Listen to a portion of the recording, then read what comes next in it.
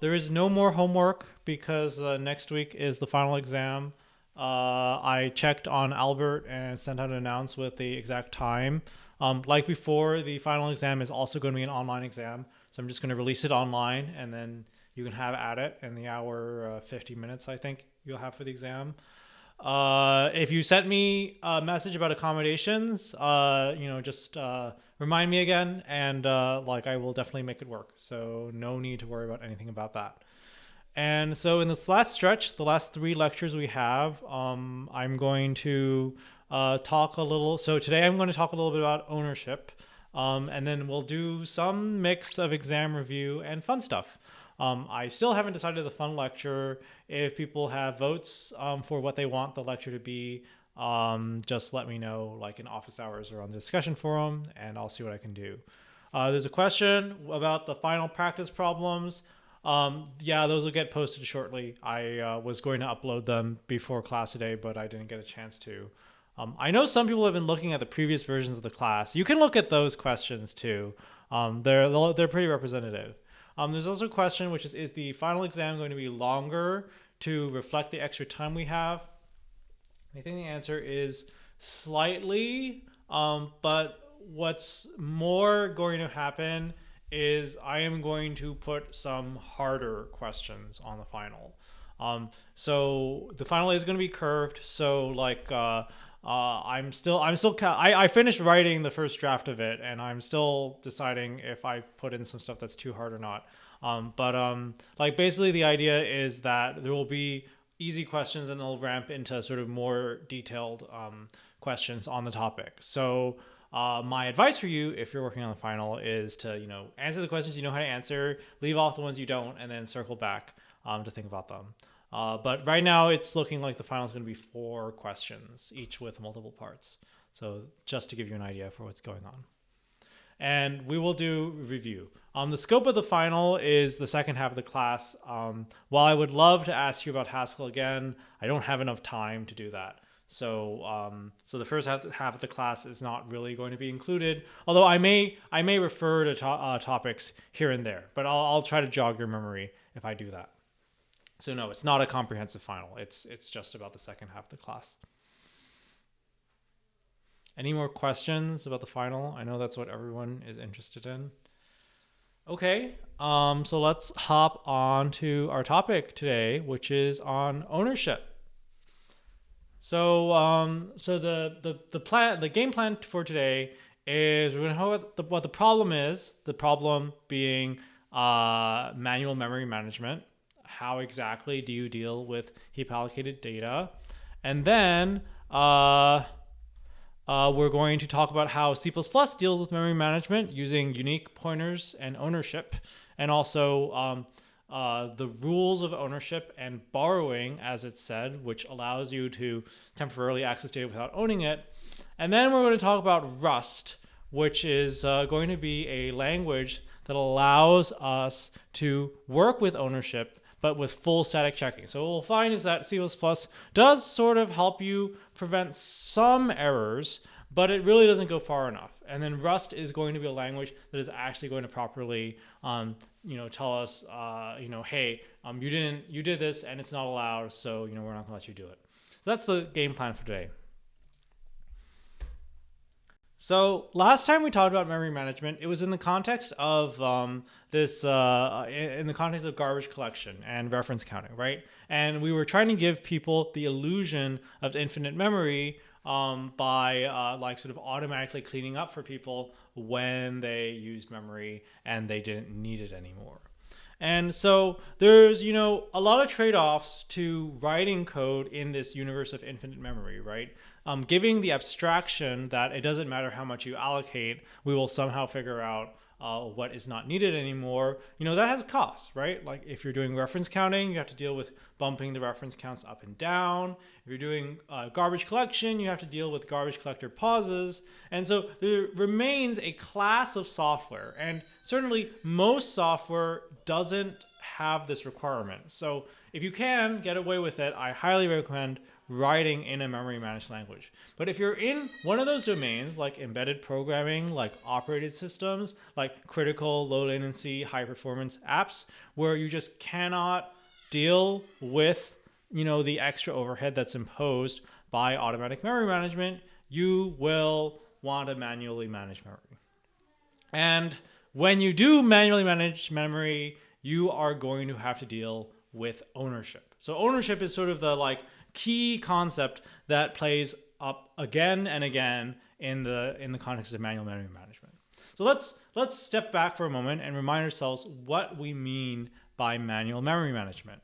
So let's think about first what is an easier form of manual memory management, and that's stack-based memory management. So stack-based memory management revolves around the concept of the stack, and basically says you can have memory and it only stays live for as long as the stack frame in question. So if I have this function f and I allocate an array inside this function f, this array is available during the execution of the function f. But when I exit the scope, the array is freed. And so essentially stack-based memory management is really great. It's very simple. It's very easy. Everyone can do it. And it just falls over in the sort of very persnickety, very annoying situation, which is that what if I want the array to live on beyond the boundary of the function in question? Well, now I have to do something different. So in most low-level programming languages, right, we give you some way of interacting with what's called a heap, where you can do so-called dynamic memory allocations that are not tied to the stack frame they were allocated in. So in C, I can malloc a bunch of data, right? I can malloc 4 words, and that gives me a pointer to the words in question. I can use them as much as I want until I decide I'm done with them, and then I can free them explicitly. And that free can happen at some arbitrary other point in my program. I don't even need to know ahead of time when the free is going to happen. I can figure that out as I go along. Similarly, in C++, if I have an object and I don't want to stack allocate it, I can use the new keyword to allocate that object. And once again, it'll give me a pointer. I can do some stuff to it, and then eventually I delete this pointer. Those of you who have written some C++, you might be screaming right now, no, don't write code like that. And yes, we will get there very shortly. But if you were in C++ 98, this is how you're going to write your code. This is basically, the deal. So let's imagine a very common situation that occurs in these languages, which is you call a function and it gives you back a pointer because, hey, that's what functions do, right? Sometimes they'll give you integers, sometimes they'll give you booleans, and those are nice and easy to deal with. But sometimes they'll give you honest to goodness data structures because, hey, that's the kind of thing we want to do with our programs. And so, okay, you got that pointer, you do a bunch of stuff with it. Now what? What do you do with the pointer, right? Do I have to free it? Do I have to not free it? I have no idea. And so if without knowing whether or not you're on the hook for freeing P, whether or not you own P after this piece of code, you don't have any clue, if you actually do need to free it or not once you're done operating on the pointer in question. So this is why I say ownership as a concept is pervasive in languages like C and C++. It's because you always have to be thinking of it. Every function you call that returns a pointer, you need to know what the status of the object is returned. It's the most important piece of information when you do an API call in a manually memory managed language. So here's an example of a memory leak from the project that I work on, PyTorch. Can you spot the memory leak? I'll give folks a few moments to take a look. Let me read through this function. So this is a function. What it's doing is it's part of our binding code between Python and C. And what's going on is you're giving it an array of integers. So that's what the sizes pointer is. And that array has some size, which is passed in as a size. And we want to pack it into a tuple pi object that we're in the process of constructing. So that's the tuple object. So what we do is we iterate over each element in the array, going from I equals 0 to size, and we call this other utility function THP utils packInt64, which just takes an int64 and turns it into a Python object. And assuming that this succeeded, which if it didn't, we throw an error, we go ahead and, well, weirdly enough, we pack it again into another Pi object, and this time feed it into the object itself.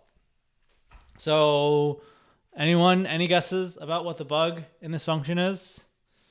Or maybe if you can't see the bug, maybe there's something a little weird about the function in question.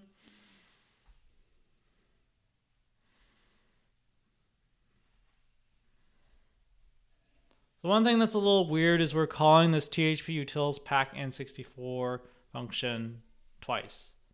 Do we need to do that? Maybe we should have, used I64 in this case. There's another point, which is not deallocating pi object when throwing an error. Oh, that's actually a good one. But in fact, that's not a problem with the code here, because the convention for Python is if there's an error, you return a null pointer. And we don't need to deallocate null pointers. The null pointers are just always null. Okay, so what I want you to instantly jump to at the end of this lecture, right? If there's one thing you take away from this lecture, is that the instant first question you should ask when faced with some code like this is, what the heck does THP utils packInt64 do? Like what in particular does it expect about the result? Like, is it giving you an owning reference to the result? Is it not? What is going on here? And similarly, the other question I want you to ask is, whenever you're calling a function like pytupleSetItem, you want to know, what's this function doing? When I give it a pointer, am I giving up ownership of the pointer to that function or not? So those are like the most important questions. And every time you're reading like C code, that's the question you need to be constantly asking over and over in your head. Yeah. And people are like, well, you shouldn't write C or C++ code because it's too hard to get it right. And I would agree with these people. And so if you don't want to be like constantly asking the same thing over and over again in your head, you should probably write in a language that will help you out, like Rust. So we'll get there.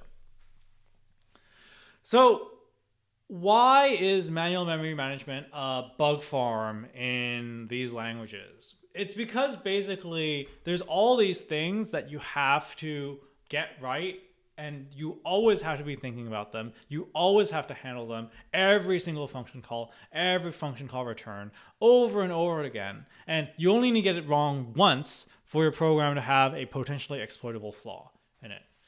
Jeez, good luck. It's like you're juggling chainsaws, but it's not like a few minutes at the circus. It's every day, day in, day out. Like, here are those things you have to be thinking about. Like, I have a pointer. Should I destroy it when I'm done using it?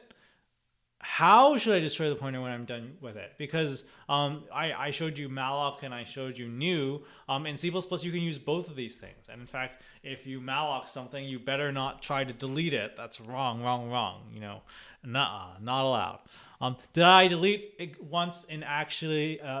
I delete exactly once in all code paths, right? I can't just free some memory and then free it again just to be sure. When I free a piece of memory, I have to only free it exactly once. Otherwise, that's, a double free situation. And another problem, right, is freeing a pointer. Well, it certainly deallocate the memory in question, but you've still got the pointer. And worse, you might have other references to pointer all over in the rest of your system. You can't use those pointers anymore because they now point to dangling memory. So all of these things you have to make sure are upheld by your program all the time. So what's going on with programming languages, right? So it's kind of a big problem dealing with memory management. And so in the bad old days, when C was the only programming language we had, the basic answer to all these questions was basically, you're on your own. Like, sucks to be you. You basically have to handle all of this administrivia by yourself. And of course, people wrote tons and tons of bugs. There was, there's so much exploitable C code, right? Like it's a joke. It's so easy to just find exploits in C programs over and over again, and it's terrible. C++, modern C++ added a bunch of things to sort of make dealing with all this stuff easier. It's not perfect, it's not a guarantee that if you appease the C++ compiler, you did everything correctly. But if you, stick to the known parts of the language which have a bunch of help for you, and you follow some conventions which some people would argue is still too hard to deal with, but certainly easier than having to deal with a C, you can probably write code that doesn't have memory errors. Maybe. Many people don't think it's possible. And then Rust, which is the language we're going to talk about at the end of the lecture today. They have a very sophisticated type system with a very sophisticated engine called the borrow checker, which is all about making sure that you cannot commit memory errors. Your compiler will always catch you out if you do a problem. And like the story we saw with type systems, where with type systems, you could have stronger or weaker type systems, but the stronger the type system was, the less programs you could write, right? Like a stronger type system demands you write your program in a certain way. There's other programs which might be correct, but the type system just doesn't understand. That's similar to how things work in Rust, right? In Rust is going to demand you to structure your program in a certain way. And many people will say you should have structured your program in that way anyway, but it can be a bit shocking for people who aren't used to this. There's a comment in the chat, which is, it feels like the answer with C++ is always, they added a bunch of stuff, it's not perfect, but it tries. Well, I mean, yes. The original version of C++ was kind of a mess. And C++ got a lot better because, a lot of people with a lot of vested interests and a lot of code written in C++ work tirelessly to incrementally add new features to the language that makes things better. And oh my God, modern C++ makes things so much better, but it's still not perfect. So we'll see a little bit about what exactly they did. And by the way, right, just because you got a compiler that's going to call you out if you commit a memory error doesn't mean you get to stop thinking about ownership. You still have to think about ownership, right? It's just that, if you get it wrong, instead of, a seg fault at runtime, you'll just have your compiler yelling at you. But you won't understand the compiler error messages if you don't have a good model of ownership in your head when you're working on it. All right, so let's keep going. So what is ownership? So I kept using things like, do I own the pointer when it's returned? Do I have to deallocate it? Well, I should deallocate it if I own it. So let's just set down some ground rules. So the rules for ownership are basically a set of, it's a global contract that all code in your system needs to abide by. And what it says is that every allocation has a unique owner. That's what ownership's about, right? Like if you, did an internship at some, fancy tech company, and they were like, we need an owner for this project, right? Why are they looking for an owner? Well, they're looking for someone who is accountable for the project in question. And so the accountability in our C and C++ code is the owner is the person who is responsible for deallocating the memory when they're done using it, right? So the owner, only the owner is going to do this, right? You're not going to be in a situation where there's multiple owners. Because if there's multiple owners, they might all try to, deallocate and without talking to each other, and who knows if the pointer is valid or not, right? So the point of a single owner is there's no confusion about who is responsible for deallocating this code. And if you abide by an even more stringent version of ownership where only the owner can have access to the data at all, then it's not possible to have a use after free problem because, well, only the owner had it. So when the owner frees it, that, as long as the owner doesn't use the code anymore, pointer anymore, you're all done. So, right, so everything has a unique owner, and the owner is who deallocates it. So let's just take a look at, this bug under the lens of ownership. So we go read the documentation for THP utils pack init64. And what we find is its specification, it allocates a new Pi object and transfers ownership to the caller. So it allocates a new Pi object and then returns it. And, it says, hey, I'm done, right? I'm just a function. I can't do anything else with this object once I return. So it's up to you to like get rid of the object when you're done with it. And then in PyTuple set item, when you go read the CPython documentation for what that does, it says, hey, this will steal ownership of the value passed into me. By stealing ownership, I now own it. You don't own it anymore. And therefore, you no longer have to free the object when you're done. So the error in this code, and it's just a memory leak. So it's actually a very hard memory leak to notice because Python actually interns low numbered integer objects. So you would be leaking references to the number 12, but like the number 12 probably isn't getting deallocated anyway. So you wouldn't notice this unless you're like counting up the numbers one by one very high. But the leak is that when you assigned the result of THP utils packin64 to i64, you had an obligation to actually free that. But you can see that nowhere does this get freed. If we had gone ahead and passed an i64 directly into the PyTuple set item, we would have been okay because the PyTuple set item would have stolen ownership for the object, and that would have made things nice and happy. But we didn't. We allocated another one, and that one got stolen properly, but not the original i64. Oof. Is there a reason for not reusing i64? No. So like I'm pretty sure when we fixed it, we just replaced this with i64. You might be wondering, why did this code get written in the first place? I think it was a botched refactor where it was more complicated and someone was like moving code around. And then they forgot, right? And the compiler didn't say anything because this is like good old fashioned C code and you're on your own, right? You have to be checking this over and over again in your head when you have situations like this. Yeah, so ownership is everywhere. I want to say one more thing about ownership, which is that, so I said everything has a unique owner, and that's not entirely true, right? So we talked about reference counting, and with reference counts, right, we had this model where, well, multiple objects can own the same object, and only when the reference count goes to 0 do we actually deallocate the object, right? So there's also, concepts of shared ownership, but it's still the same deal, right? Like even if you're in a shared ownership situation, you still are responsible for saying, okay, my like sort of slice, my little sort of share of the ownership in question is I'm now done with it. So like I don't know if you guys still have ownership shares on this object. Keep it alive if you do, but for me, I'm done. And because I say I'm done properly when I'm actually done with it, when everyone does that, we can actually deallocate at the end. There's a question, which is how plausible would some sort of gradual static compile time ownership checking be for C, C++? The answer to that is very, very hard.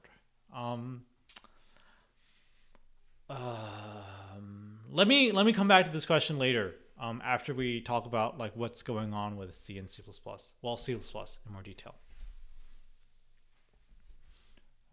Okay.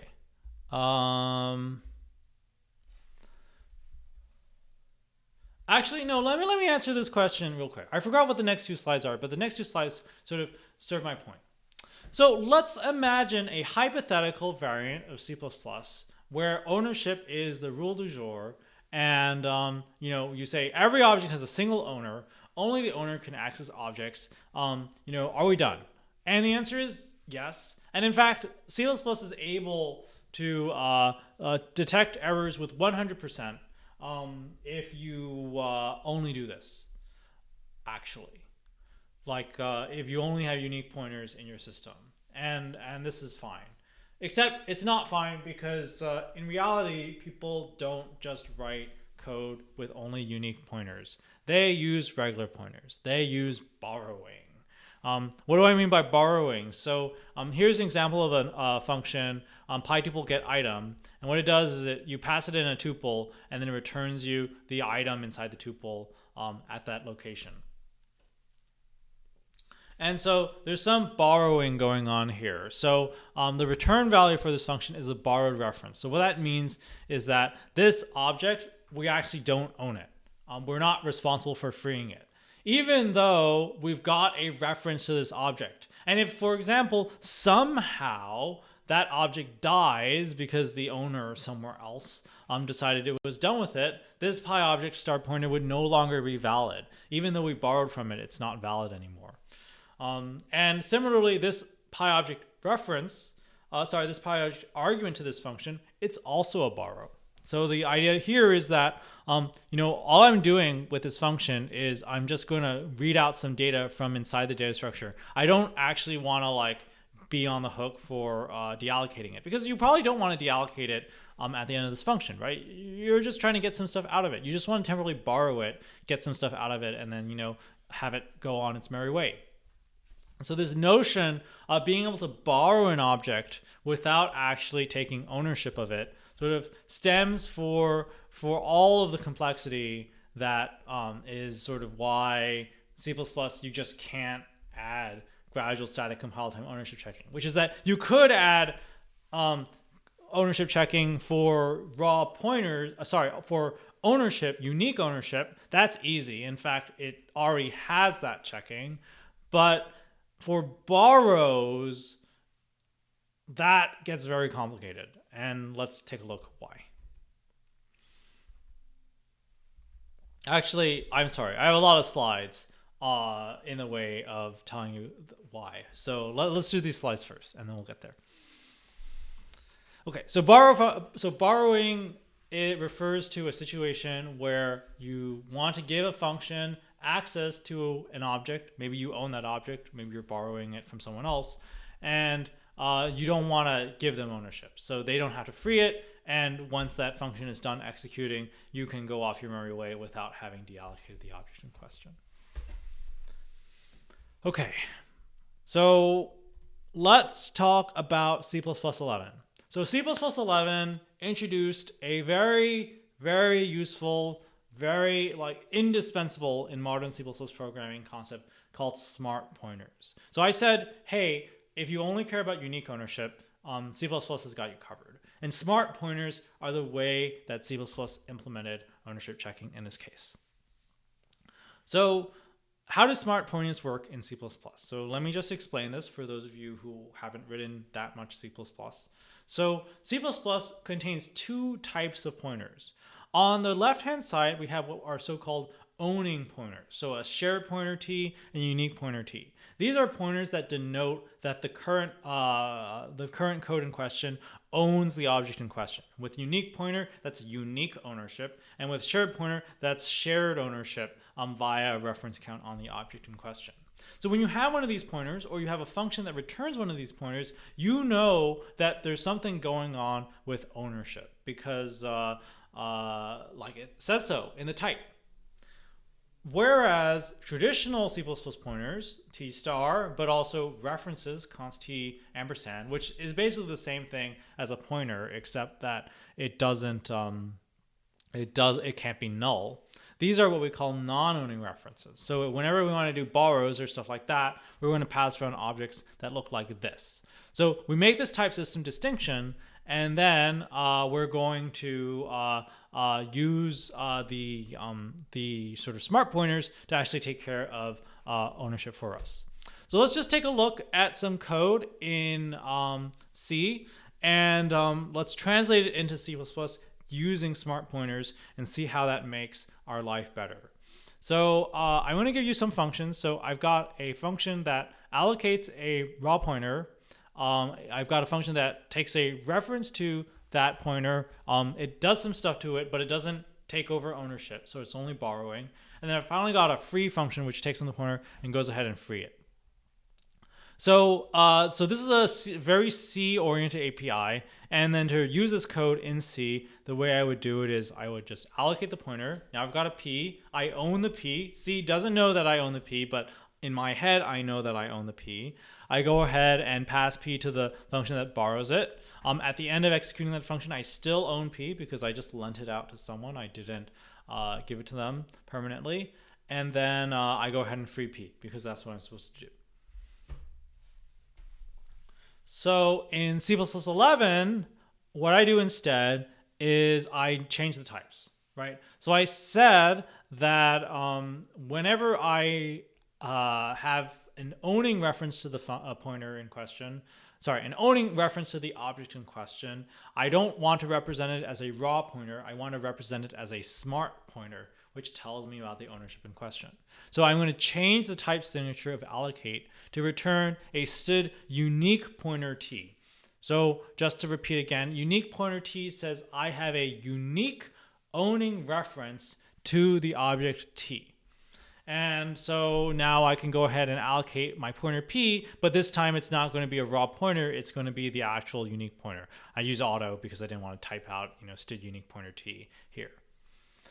Once again, I can still call borrow. So whenever I have a unique pointer, I can take out a raw pointer from the unique pointer. That raw pointer is a non-owning reference to the pointer, and I can pass it along to functions that are expecting non-owning references, right? Like borrow. So p.get gives me the underlying t star pointer. But I no longer need free in my code. Why do I no longer need free in my code? Well, this is because of this handy dandy thing in C++ called RAII, resource acquisition is initialization, whereby the unique pointer object here is actually an object on the stack. So what do I mean by that? So remember in C++, right, that we started off by saying, hey, if I've got if I've got some data, if I allocate it on the stack, it'll get automatically deleted when I exit the stack frame. And then I was like, okay, well, I don't want this to happen sometimes because I want the data to live on, right? So then I decided I was going to heap allocate the data. So in this case, I've heap allocated the data, t, but the pointer to that data, the std unique pointer, is still just a stack allocated object. It's a stack allocated object that happens to, be a raw pointer. And so if I do nothing with that stack allocated object, by the time I exit my scope, that stack allocated object will get destroyed. And I said this was not any old pointer. I said this was a unique owning pointer to the data in T. So when I exit my stack frame and I destroy my unique pointer, I know I can also destroy T because this was the only owning reference to the T in question. So this might seem like we've just gone back to the battle days of stack allocated memory only, but the important thing is that we the object T is still in the heap. So all we need to do is we need to make sure we pass along the unique pointer to someone else if we want to pass on the ownership, and then we can keep T alive longer than the duration of the function. But it is true for this particular example, I didn't need to do anything because T was because actually the usage pattern for T here was just purely stack local. So I could have just avoided doing the heap allocation entirely for this particular example. Okay, so let's look at an example of ownership transfer. So in this example, we're returning back to C for a moment. Actually, are there any questions about this code? Anyone? Yes. Okay, there's a question, which is, so if the unique pointer is passed on, we don't free T. Yeah. So essentially, if we are somehow arrange for the unique pointer to not get deallocated, and it's a very small object, right? It's just a pointer to the T in question. If we arrange for it to somehow move somewhere else, which we're going to see in the next slide, then as long as the unique pointer exists, we won't deallocate T, right? T's lifetime is tied to the unique pointer's lifetime. Well, not the specific unique pointer's lifetime, but sort of this nebulous concept of basically T, the lifetime of T. Okay, let's take a look at an example of this. So in this example, we've got the function allocate again, which returns an owning reference to T, but we've also got a function steal, which takes in a pointer to T and then steals it, which says we don't own it anymore. Steal is responsible for making sure something happens to it. So a pretty common situation for this is, imagine there's some global mutable data structure, and steal is actually a function that takes in something that you want to insert into that data structure, right? So when should the data die? Well, who knows, right? It's however long that data structure is going to live. So we don't know about that, and we don't care, because once we pass it on to steal, it's no longer our problem. So we don't free it below here. In fact, we must not free it, right? Because freeing it here might mean that the inside of steal, which thought it had an owning reference, well, like the object got deallocated under its feet. So in C++, the way that we do this ownership transfer is, well, there's some stuff going on. So let's unpack this. So looking at the type signatures here, they should look pretty normal, actually. Remember that our heuristic for our types is that if we are returning a non-owning reference, we use a raw pointer. But if we're returning an owning reference, we return a smart pointer. And this applies to function arguments as well. So if I'm passing in an owning reference, aka I want to steal the reference in question, I should see a smart pointer. If I don't care about that, if I don't want to pass on the ownership, if I just want to give someone a borrow, I should pass in a raw pointer, because raw pointers are non-owning. So both allocate and steal return and receive, respectively, owning pointers. So they both have std unique pointer in their signature, one in the return and one in the argument, right? Whereas borrow, which didn't take ownership, just took a raw pointer. And now to write my code in question, all I have to do is, well, I have to first, I do the allocation as before, giving me a unique pointer on my stack. And then I use this sort of nifty function called std_move to basically move the pointer p into steal. What essentially has happened here is we've taken this unique pointer and we've taken its contents and sort of blorped it into this function steal. So now we no longer have it. P is now null pointer after this. Actually, there's this like very easy to commit class of bugs where you like move out of a unique pointer and then you forgot and you try to access the value on the unique pointer, and that'll be a null pointer dereference, because what C++ actually does when you do a move like this, it will null out P, so you can't use it anymore here. What's actually going on is that we're calling the move constructor for unique pointer t, which takes in a mutable reference to p. Std_move ensures that the move constructor gets selected here, and so that's what happens. If you omit the std_move, you'll get an error message saying that unique pointers can't be copy constructed. There's a question, which is, does the compiler not steadily check that you moved it? So yes, in principle the compiler could, but the C++ compiler does not. It's very annoying. Rust does, so we'll see. Rust will give us an error message in this case. So yes, you have to not use stuff after you moved it, and this can be very, yeah. This trips people up a lot when they're writing C++, because they don't expect something like std_move to cause p to become null at some later point in time, right? Like if you don't assign to p, you might think that p will just stay valid throughout the function, but that's not true when ownership comes into play. Because if you gave up ownership to this object, you really shouldn't be using it anymore. Because that function you called that you gave up your ownership to, that function could have just immediately deallocated the object. And so it's no longer valid to refer to it. Any other questions about this? One more thing that I want to close the loop on is obviously you don't have to transfer ownership by calling a function that steals it. You could also just return the pointer itself, right? And you can move the pointer out of the function, but in fact there's this thing called return value optimization. So you can also just return p directly, and C++ will figure it out. Is that true? I hope it's true. It might not be true for unique pointers though. And actually, it's not true. Sorry. There's mandatory copy elision in some cases, and I don't remember when it applies. And if you don't know what that is, don't worry. It's not important. Unless you're writing C++, then it is important. Any more questions about this slide? So, sorry. There's like an iceberg of complexity that I'm not sort of touching on here. But the like basics of smart pointers hopefully aren't that complicated, right? You use a smart pointer when ownership is involved, and there's some stuff you have to write to like actually make sure you actually do it. C++ will tell you if you forget to std move in this case.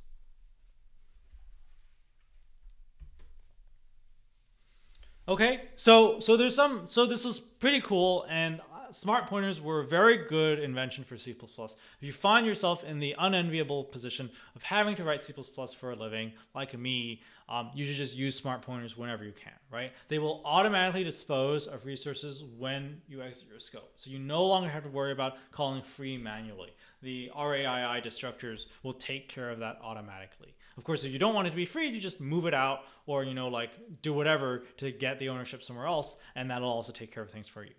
And the second question is, we no longer have to write all of these comments. We no longer have to write all of these comments on all our functions that people have to manually read to figure out if something returns an owning reference or not, right? You just look at the type signature, and the type signature tells you if it's owning or non-owning. So that's super, super useful. That being said, there are some problems. So here's some code. I actually was helping someone, debug a memory error, and this was their problem in the end. What's wrong with this code? You can send it to the compiler, and it will give you no complaints. Like there's no problems with this. So what's going on? Just reading out the program text in question. We're calling make unique to create a fresh unique pointer. Make unique, by the way, is the recommended way to construct new unique pointers. Was it actually not added in C++ 11? I think you have to go to C++ 14 or something. It's dumb. It's really easy to write this function, and it just creates the new object on the heap and then returns you a unique pointer for that. And then there's this function called get, right? Which we saw it already, but what it does is it returns the non-owning pointer for the object in question. So is this okay? What's going on here? Anyone know? So we've created a new unique pointer, and then we've retrieved out the raw pointer, which is a non-owning reference to that, and we assign that to a variable, and then we use that non-owning reference to assign a value to the variable in question. And you won't get any complaints, even if you turn on all warnings, and you'll have to use asan to realize that there's a use after free in this code in question. And what is going on here? So the problem is this. So we returned a new unique pointer, and we said unique pointers were responsible for disposing of the resources when they were done. Now, if I assign the unique pointer to a variable in my current stack frame, that unique pointer will stay live for the entirety of my function. But I didn't do that here. What I did was instead I made a temporary unique pointer, which I then immediately went ahead and got a non-owning pointer out of. And the rules for temporaries say that temporaries will stay live for the duration of the expression that they were evaluated in, so basically this line, and then they will be immediately disposed of at that point. So what's going on here is I have a unique pointer, I allocated it, I get out the raw pointer from it, no problem, and then I have finished running this code, so now I deallocate the new unique pointer, and this pointer p is now a dangling reference, and so this is going to be an asan violation. Ugh. So in other words, you'll get automatic disposal and you get type system encoded ownership of the functions in question, but that's it. You don't get any help making sure your borrows are valid. And so it is still on you, the developer, to make sure your borrows do not extend beyond the lifetime of your owning pointer. Sometimes this is really easy. Like if you get in a const reference as a function argument and you don't go and stash it in some data structure that it lives persistently somewhere, this is a very easy constraint to maintain because you're just going to use the object, and typically objects stay live for the duration of your function call.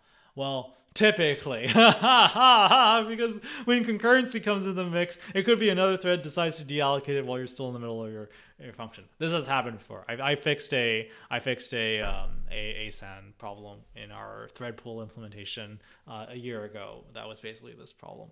So you have to make sure that this works, right? Like the compiler will give you no help for this sort of situation. All right, here's a slide that explains what's going on here, right? So temporary unique pointer, we borrow a reference to it, we have a non-owning pointer, it dies at the end of this line. Any questions about this example?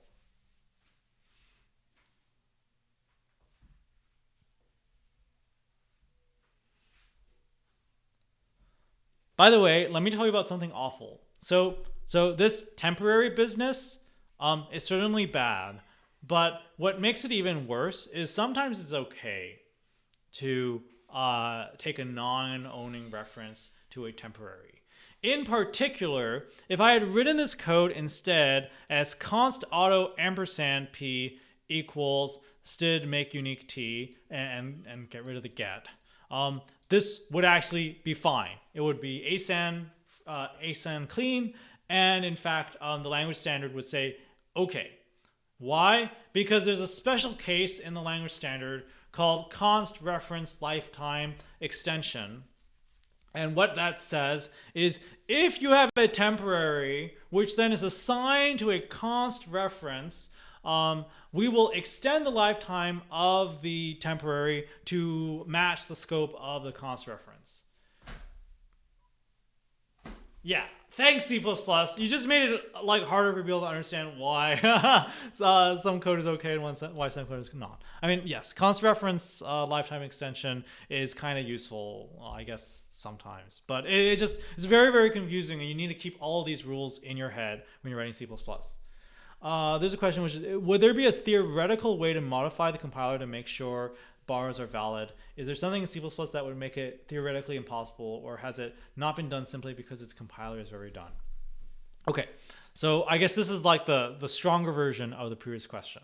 So the answer is, the reason you can't do it is because the type system doesn't have enough information.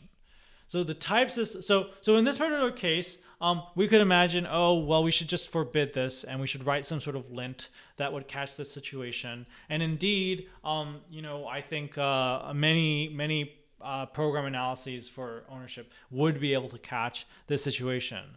But in general, let me see, does this work? Ooh.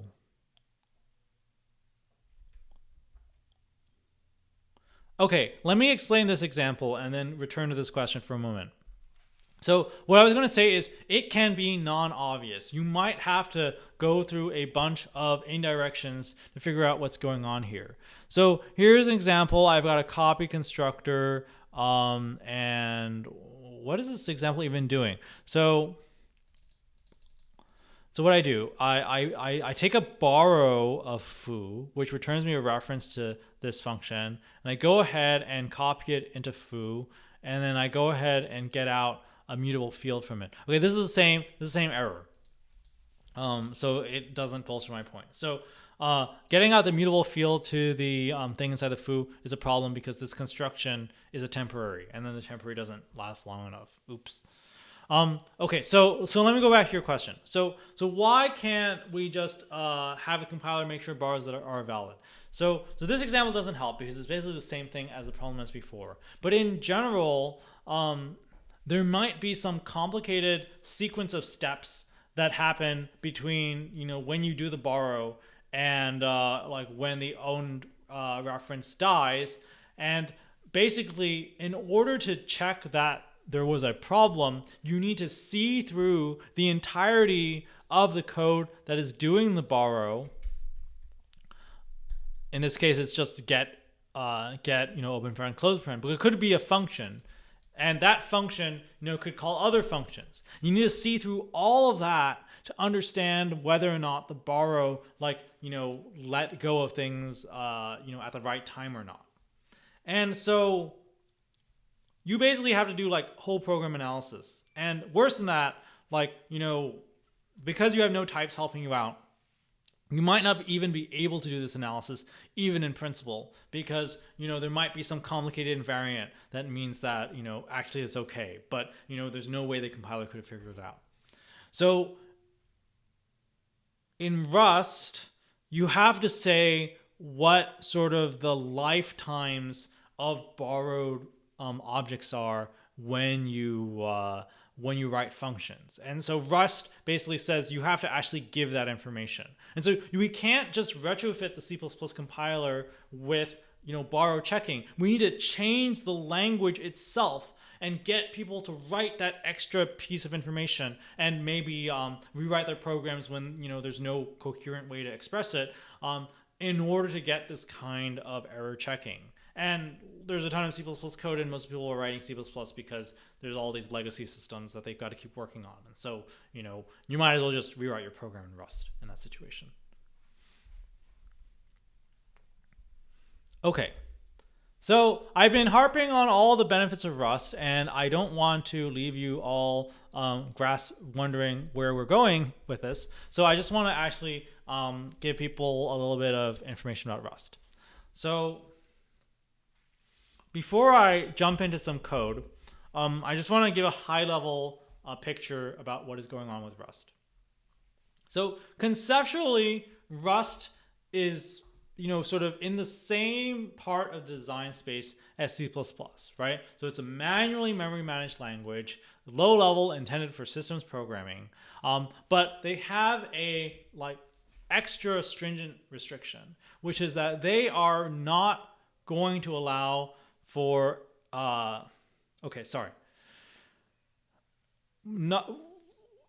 so systems programming, they also have smart pointers. They are going to enforce ownership. They are also going to enforce borrowing rules so that you can't use a borrow longer than the thing you are borrowing from. And they add one more restriction. And that extra restriction is they disallow mutable aliases. What do I mean by mutable aliases? Well, when I was passing out these non-owning references to objects, these raw pointers, I could still use those pointers to write to the data in the object in question. And C++ didn't make this distinction between reads or writes. They were just sort of hey, whatever, you can do whatever you want with a raw pointer that you could have done with a real pointer. You're just not on the hook for owning it. Rust rules that out too. It says, hey, you can't have multiple mutable references to the same object. And what's that good for? Well, remember, if you can have multiple mutable references to an object, when I say mutable reference, I mean you can mutate the object through them. If those references live in multiple threads, that's an easy situation to get into a data race where you have two threads trying to write to the same object at the same time. So Rust forbids this, and by forbidding this, it means that you can actually safely pass objects around multiple threads, and you don't have to worry about them data racing, because the sort of super hazard situation, which is you have two pointers to the same object, which both can write, or even if one of them can write and another one can read, that can end up with a data race. Rust will say, no, you can't do that. You have to go through some sort of synchronization primitive to do this in question. And of course, Rust allows for borrows, but they are checked by the borrow checker. And, that is sort of the magic sauce that makes it all work. And finally, because Rust has this borrow checker, and because it has very strict rules about ownership, it means that in safe Rust, there are some programs that you cannot express. You just can't write the program that you were used to writing in C. A very classic example people like to give is what the doubly linked list. The reason why doubly linked list doesn't work is because you want owning pointers, and so you can't have two pointers into the same object because two owning pointers to the same object because, well, hey, that's not allowed, right? Because you should only have unique ownership for this case. So immediately, you run into a problem with a doubly linked list, which is like, how the heck do I do these back edges? But it gets even worse, right? So you're like, okay, well, I'll just have one of the pointers be owning and the other pointer be non-owning. You'll run afoul the no mutable aliases restriction, which says, hey, you're not even allowed to have aliases to this object if you have a mutable pointer. So yeah, you just can't do doubly linked lists, and people tell you just don't want to actually implement a doubly linked list from scratch in Rust. Instead, use a library that's implemented it for you using what's called unsafe Rust. And unsafe Rust relaxes some of the restrictions. It's very hard to write correctly, but sort of the like central idea behind Rust, and one of the reasons why it wasn't done before, is that we can offer a language which has stringent rules for ownership and borrow checking, so stringent that they rule out many like very useful low-level pieces of functionality that we want to write. But what we can do is we can have like really smart, very conscientious people write just the small amount of code for the library code in the situation, and then that code may use some unsafe language features, but once you're just using it as an abstract interface, you can use it the normal way with safe Rust without knowing anything about what's on the inside. So Rust was very pragmatic. They realized that, hey, ownership is cool, but it's very, very restrictive. So we're going to let people write libraries in unsafe Rust. And we're still going to hope that the ecosystem will develop in such a way that you can use those libraries and then write safe Rust instead. And for the most part, this is true.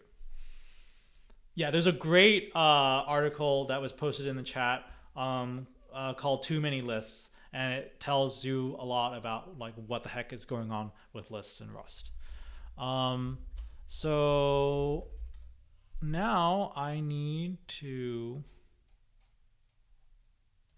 switch to showing you some code. So let me just get OBS going. Okay, my VM is still stuck.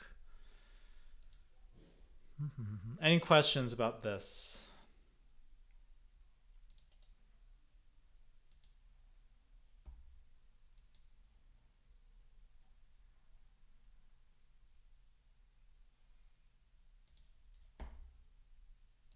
All right, here we go. So I want to show you some Rust. What I have in here is a little website called the Rust Playground. These days, there are a lot of easy ways to try things out, and Rust Playground makes it super easy to try out Rust because you can just run it in your browser. So like, here's hello world, and I go ahead and run it, and hey, it's compiled it, and hey, I've got hello world. So you don't even have to install the Rust toolchain. Although it's very easy to install the Rust toolchain. One of the cool things about Rust is the tooling ecosystem around it. It's like very well designed, and so I do highly recommend playing around with it if you got a chance. But our goal here is not to talk about the tooling. We're here to talk about ownership. So I just want to talk a little bit about how ownership works. So So let's so we need a owning data type in Rust. So if I used integers, I wouldn't be able to do this. So like classic example of an owning data type is the string type in Rust. So this is what's called the heap allocated string type. So let's go ahead and do this here. And sorry, I lost the comment box. There's a question which is whether or not the Rust Playground uses WASM. I have no idea actually, but it would be really cool if it did. Can we find out?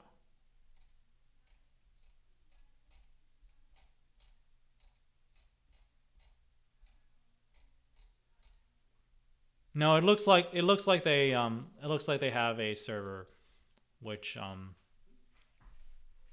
actually runs the code in question. But yeah, a WASM based playground would be pretty cool. So what I've done here is I've allocated a string called hello on the heap, and I've assigned it to a variable named s, right? And so this is just how you do that in Rust.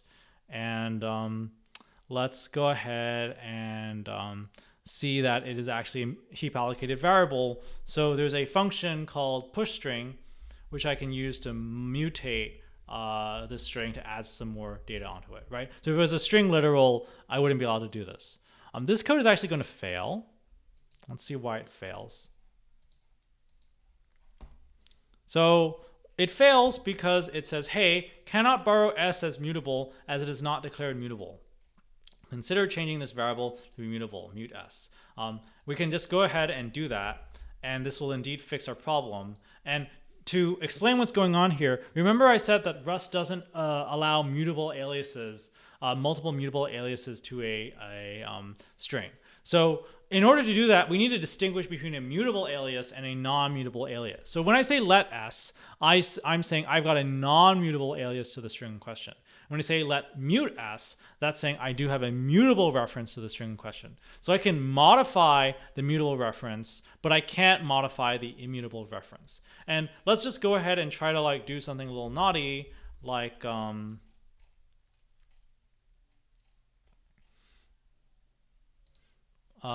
actually, I don't know what's going to happen here. Let's try this. Let's try and do something a little naughty like this. What I'm doing is I'm saying, hey, I've got my string. Let me have another reference to it, and let's go ahead and see what the compiler tells me.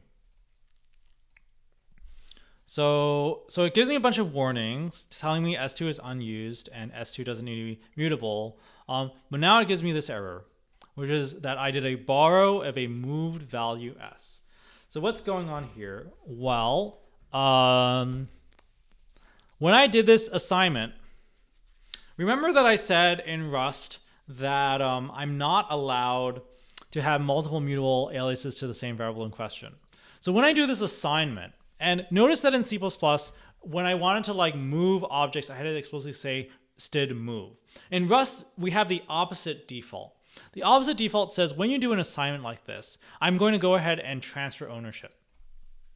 And so what I've done is I've transferred ownership from S to S2 in this case. And now S is no longer valid. And the compiler tells me that S is no longer valued because, hey, this object had already gotten moved. And so this value cannot be used after the move. And in fact, it says that I'm trying to borrow the value after the move because technically what's going on is I'm going to call this function pushString with a mutable reference, a non-owning reference to the object in question. But because it's been moved out of, I'm not allowed to push onto it. Of course, if I use S2, this program will work just fine.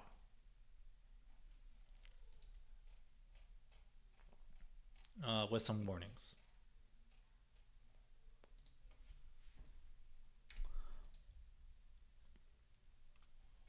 Okay, so let's take a little look at what happens when I have a function.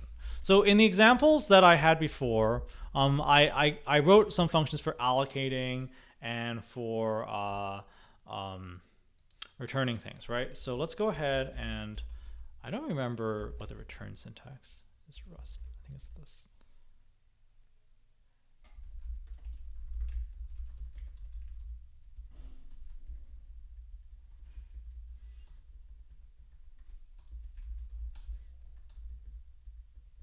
Let's see if we can allocate this.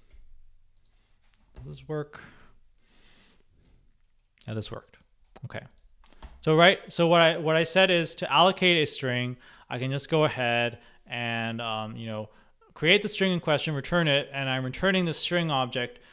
This is an owning string object in question, and I went ahead and assigned it to this variable here. And if I wanted to, for example, steal the string, I can simply steal it like this, and then let's go ahead and print line it, I guess.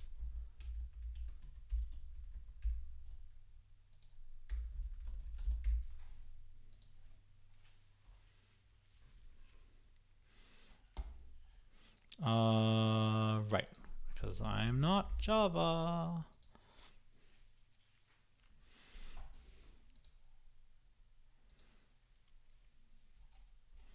And this was fine, right? And so I allocated the string, and then I stole it into steal, and now Steele has a sole copy. So once again, I'm not allowed to print line this string, over here. That's going to be an error. It's going to say that I tried to use it after the move. Right? Borrow a moved value. Okay. So let's say I still want to do this, right? So I want to borrow instead. So how can I borrow this instead? So obviously I can't write the same signature as I did for Steele, right? I need some sort of reference. And so the way that I'm going to write a reference is that I am going to use some new syntax. I am going to say that I am going to borrow a reference.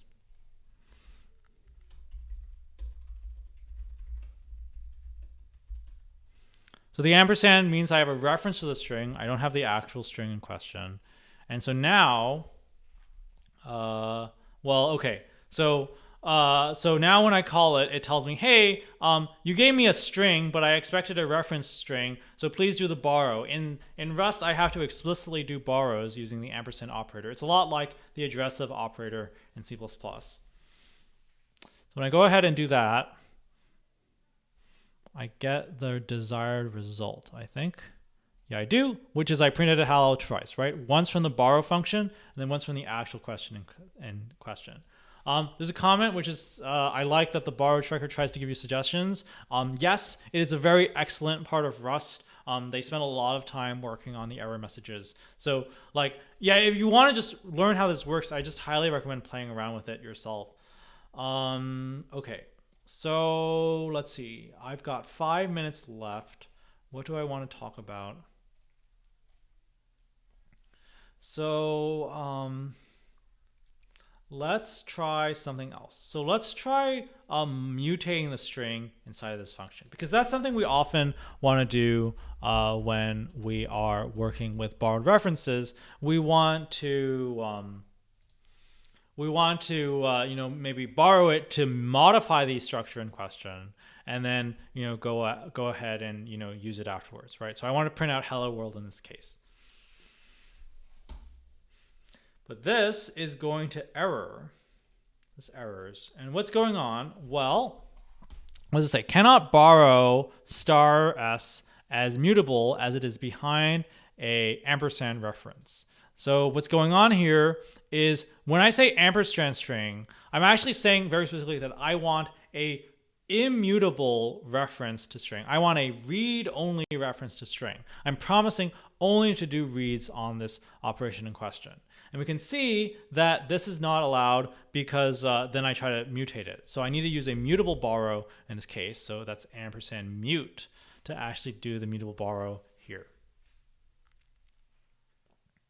And I also have to say that I'm doing a mutable borrow here.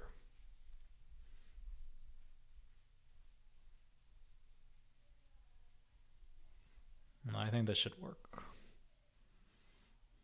And now I get hello world. Let me delete Steele so I don't have to keep seeing it.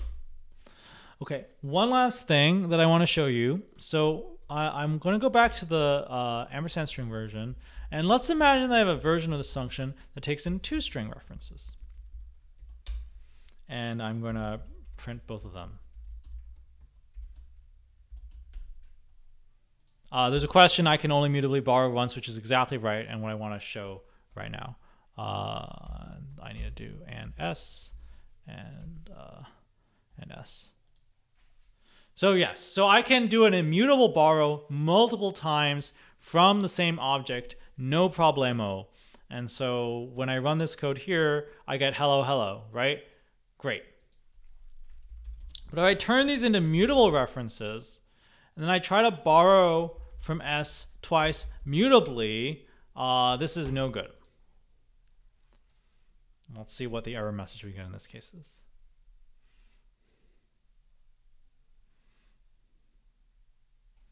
Cannot borrow S as mutable more than once at a time, right? So I'm trying to take out 2 borrows at the same time on S, but they're mutable. In fact, I don't think I can even do a immutable borrow on S here. I don't think this is allowed either.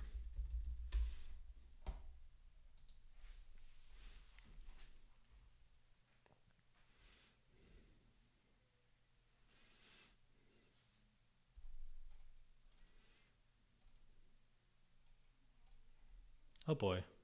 Oh no. Oh, let's try one more time. I guess the server's slow today. Should have done that WASM backend. Then I could just compile it in my browser. Probably be god slow. Oh no. Okay. Well, I broke it, but this probably doesn't. I don't think this works either. Let me just try this locally real quick.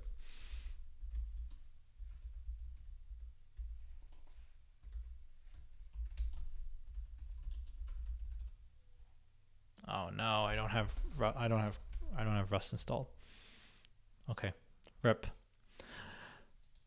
The main benefit, right, of disallowing the object from being borrowed from mutably multiple times is now when I'm writing these functions, I don't have to worry about my mutable arguments aliasing with each other.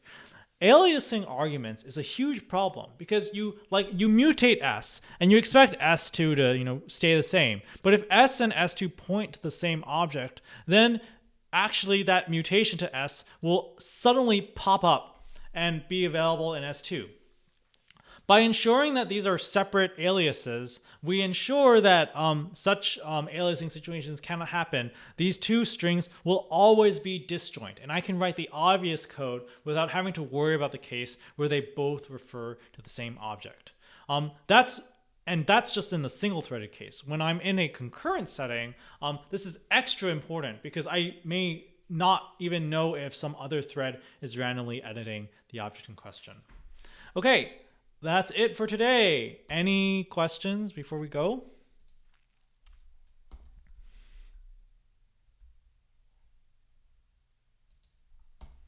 All right. See you all on Wednesday for exam review. Cheerio.